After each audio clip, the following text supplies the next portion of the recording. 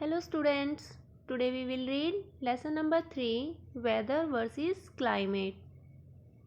Is it going to rain today? क्या आज बारिश होने वाली है? Will it be bright and sunny today?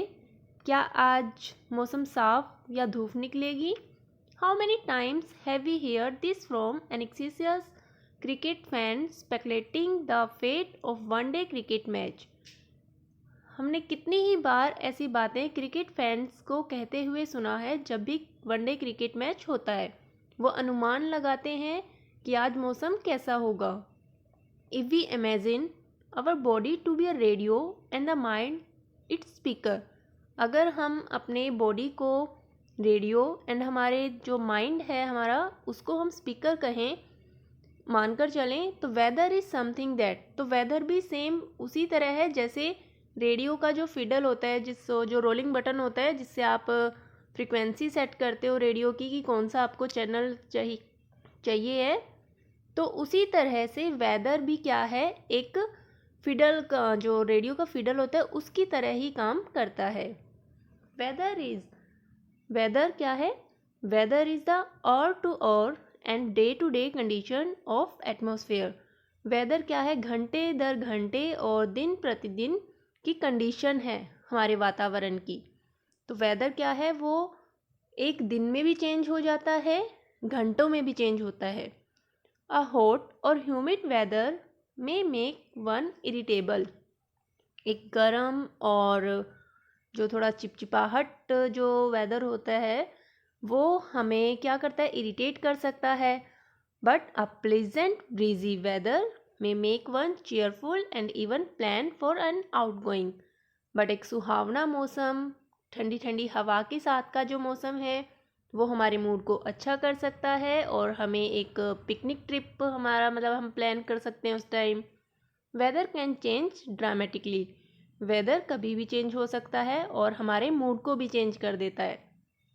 अब जैसे हम क्या बोलते हैं, दिन में एक टाइम क्या पता सुबह मॉर्निंग में रेन हो रही हो, ठीक है, शाम तक आते आते वो रेन ख़त्म हो जाती है और नून टाइम में क्या पता बहुत ज़्यादा धूप हो जाए। तो ये क्या है? वेदर कि जो एक दिन में भी चेंज हो जाता है और घंटे दर घंटे में भी चेंज होता है। क्लाइमेट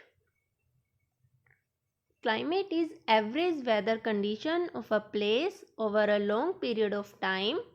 क्लाइमेट क्या है? लेकिन क्लाइमेट वेदर की तरह घंटे में चेंज नहीं होता, ना ही दिन में चेंज होता है। इसको चेंज होने के लिए काफ़ी टाइम लगता है। ये वेदर की ही एवरेज कंडीशन है। The climate of a place tell us about the seasons. जो एक जगह का क्लाइमेट है वो हमें वहाँ के सीजन के बारे में बताता है। जैसे हमारे इंडिया में अलग अलग तरह के सीज़न आते हैं, ठीक है। जैसे अब समर चल रही होती है तो ऐसा तो नहीं है कि अगले दिन विंटर स्टार्ट हो जाएगी, नहीं ना, उसका एक पर्टिकुलर टाइम है। तो ये है हमारा climate. In our country we enjoy many seasons like summer, rainy and winter. The change in season affects our daily life. Season में चेंज हमारी लाइफ को इफ़ेक्ट करता है। अगर हम विंटर में जो हमारे क्लोथ्स हैं, हमारा जो खान पान है वो भी चेंज हो जाता है as compare to summer season के। The climate of a place affect the plants and animals as well as the people, their food and clothes.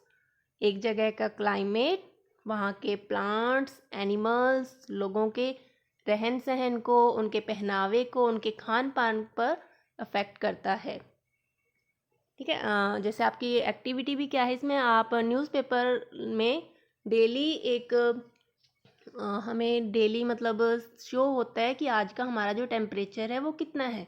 वो टेम्परेचर क्या होता है? वो आज का दिखा रहा है, इट मीन्स वो वेदर शो कर रहा है। तो आपको अपनी रफ नोटबुक में वो वेदर नोट डाउन करना है 10 डेज़ का।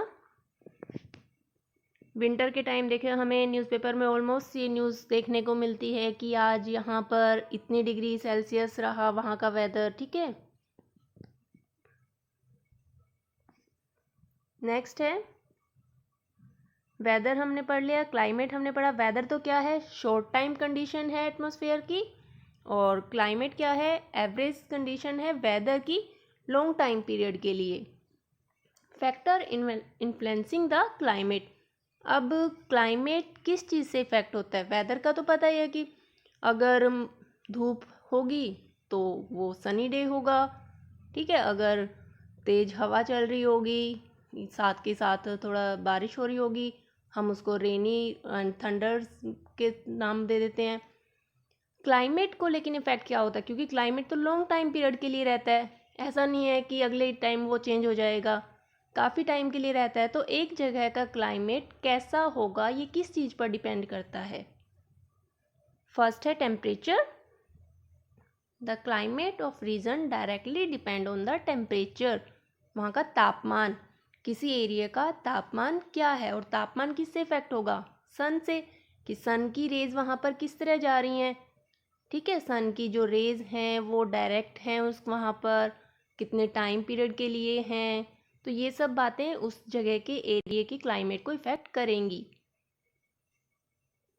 The climate of region directly depend on the temperature or the degree of hotness and coldness of the air, कि वहाँ पर जो हवा चल रही है वो गर्म है या ठंडी है, ये वहाँ के वातावरण को, वहाँ के टेम्परेचर को इफेक्ट करेगी, और उसी के बेस पर वहाँ का जो क्लाइमेट है वो डिपेंड करेगा। The sun is the ultimate source of heat on the earth. Sun क्या है? हमारी धरती पर हीट का एकमात्र साधन है। It give of the same amount of heat at all times. वो एक जगह पर क्या है, एक समय में एक ही तरह की अमाउंट हीट देता है। But every place on the earth does not get the same. लेकिन अर्थ की हर एक जगह सेम हीट गेन नहीं करती। अगर अर्थ का साउथ वाला पोर्शन सन के साइड है तो साउथ वाले पोर्शन पर हीट ज़्यादा होंगी, अगर नॉर्थ वाला पोर्शन है सन के साइड तो नॉर्थ पोर्शन पर हीट ज़्यादा होगी। The distribution of heat on the earth is affected by many factors and so is the climate. Earth पर किस टाइम सन की कौन सी ही मतलब कितनी हीट होगी, ये अर्थ की जो मूवमेंट है उस पर डिपेंड करता है, और अलग फैक्टर्स भी हैं इसको अफेक्ट करने वाले, और इन्हीं के कारण हमारा जो क्लाइमेट है वो अफेक्ट होता है। नेक्स्ट है distance from the equator. Equator, हमने इक्वेटोरियल रीजन रीड किया था टॉपिक, हमने उसमें पढ़ा था इक्वेटर के आसपास का जो एरिया है वो डायरेक्ट सन रेज अचीव करता है, ठीक है। तो जिसके कारण वहाँ पर क्या होता है, सन की जो रेज हैं वो डायरेक्ट आने के कारण वहाँ का जो टेम्परेचर है वो काफ़ी हॉट रहता है। वो we notice that the rays of the sun are falling vertically near the equator and slanting at those places which are far from the equator। हमने देखा है कि सन की रेज जो वर्टिकली इक्वेटर पर स्लैंटिंग प्लेस पर, जो इक्वेटर के पास है एरिया, वहाँ पर तो डायरेक्ट रेज होंगी सन की, और जो इक्वेटर से दूर हैं वहाँ पर स्लैंटिंग रेज होंगी। The sun rays cover a small area near the equator. Equator के पास सन की रेज जो हैं एक वो छोटा सा एरिया कवर करती हैं। Thus the region remain hot almost throughout the year, और जिसके कारण वो एरिया पूरे साल गर्म रहता है। Away from the equator the sun rays spread over a larger area. जैसे जैसे इक्वेटर से दूर का एरिया जाता जाता है, सन की जो रेज हैं वो ज़्यादा एरिया कवर करती रहती हैं, लेकिन स्लैंटिंग वे में। On the basis of heat received by the earth from the sun, we can divide the earth into 3 heat zone। हमारी अर्थ सन की हीट को अलग अलग पार्ट्स में रिसीव करती हैं, तो इसको हमने, इसलिए हमारी अर्थ को हमने 3 जोन्स में डिवाइड किया हुआ है। हीट जोन्स में कौन कौन से हैं? Torrid, frigid and temperate zone. तो फर्स्ट है जहाँ पर डायरेक्ट रेज आएंगी।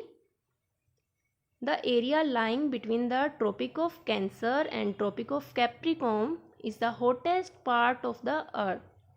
कि ये जो एरिया आपको यहाँ पर शो हो रहा है, ये एरिया हमारा टॉरिड जोन का होगा। डायरेक्ट सन की रेज यहाँ पर आएंगी, और जिसके कारण यहाँ का जो क्लाइमेट है वो हमेशा क्या रहता है? हॉट रहता है।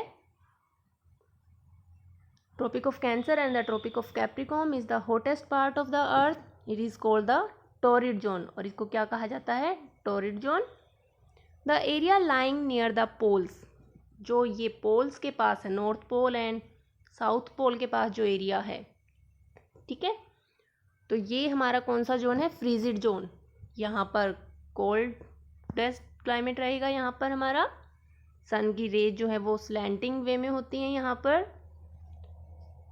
नेक्स्ट है, थर्ड है हमारा the area lying between the torrid and frigid zone. ये जो एरिया है, ओके, तो ये एरिया टेम्परेट जोन, अभी जो हमने लेसन नंबर 7 में रीड भी किया था इसका पोर्शन, तो ये हमारा होगा temperate zone. The area lying between the torrid and frigid zone in both the hemisphere is neither very hot nor very cold. कैसा होता है यहाँ का क्लाइमेट? ना ही ज़्यादा गर्म ना ही ज़्यादा ठंडा. फ्रीजिड जोन में तो क्या था? कोल्ड था, ठीक है, बहुत ज़्यादा वहाँ पर कोल्ड क्लाइमेट है. टोरिड जोन में बहुत ज़्यादा हॉट क्लाइमेट है. लेकिन जो ये पोर्शन है यहाँ पर ना ही ज़्यादा हॉट क्लाइमेट है और ना ही ज़्यादा कोल्ड क्लाइमेट होगा. This region is known as the temperate zone. और ये क्या कहलाता है? Temperate zone. Thus, we can say that the places which are near the equator, तो हम ऐसा बोल सकते हैं कि जो जगह इक्वेटर के पास होगी वहाँ का क्लाइमेट हॉट होगा. जो जगह इक्वेटर से दूर जाती जाएगी वहाँ का क्लाइमेट कोल्ड होगा. नेक्स्ट है हमारा height above the sea level. समुद्र से जो समुद्र का लेवल है उससे हमारी ऊंचाई कितनी है. Suppose there are 2 cities. मान लो कि कोई 2 cities हैं. One is situated in the plains, एक प्लेन्स में है, whereas other lies in the high mountain, और एक है हाई माउंटेन्स में, ठीक है. जैसे आपके यहाँ पर आगे एग्जाम्पल भी है लुधियाना एंड शिमला का. शिमला कहाँ है? माउंटेन्स एरिया में है, हमारे टॉप में है ना, तो वो माउंटेन्स हिली एरिया है. और लुधियाना नॉर्मल प्लेन्स एरिया है. Both the cities are at the same distance from the equator. दोनों सिटीज़ का जो डिस्टेंस है इक्वेटर से वो इक्वल है. तो इस अकॉर्डिंग अभी हमने जो पढ़ा कि इक्वेटर इफेक्ट करते हैं इक्वेटर से डिस्टेंस, तो इस अकॉर्डिंग तो दोनों का जो क्लाइमेट है वो सेम होना चाहिए. But this is not so. But ऐसा नहीं है.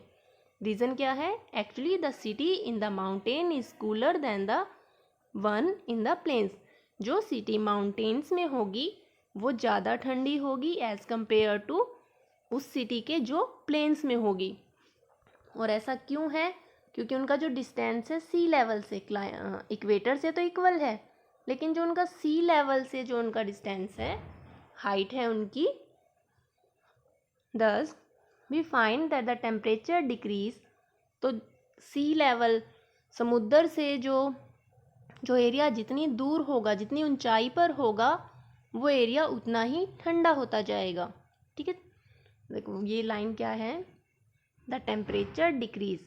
टेम्परेचर जो है वो कम होता जाता है जैसे जैसे हम ऊंचाई की ओर जाते जाते हैं, ठीक है. और यही रीज़न है कि जितनी हम ऊंचाई पर जाते हैं, टॉप पर जाते हैं, वहाँ पर ऑक्सीजन और इनकी कमी हो जाती है. क्यों? क्योंकि वहाँ का जो टेम्परेचर है वो बहुत ज़्यादा डिक्रीज़ हो जाता है. For example, Shimla and Ludhiana are situated almost at the same distance from the equator. Shimla और लुधियाना दोनों इक्वेटर से एक ही डिस्टेंस पर है. But Shimla is cold while Ludhiana is not hot in summers. Summers के टाइम शिमला कोल्ड रहता है, लुधियाना क्या होता है? गर्म होता है. The reason is that Shimla is located at a height of 2150 metre above the sea level. समुद्र के लेवल से वो कितनी ऊंचाई पर है? 2150 मीटर की ऊंचाई पर. जबकि लुधियाना क्या है? केवल 250 मीटर की ऊंचाई पर है.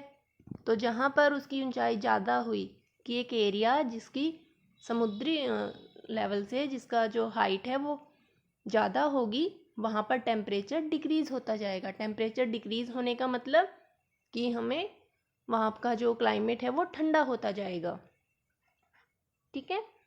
तो आज के लिए इतना ही. नेक्स्ट जो है हमारा distance from the sea and remaining parts ये हम नेक्स्ट वीडियो में करेंगे। आज के लिए आप इतना ही रीड करेंगे एंड मेन पॉइंट्स को अंडरलाइन करेंगे। Okay students, have a nice day.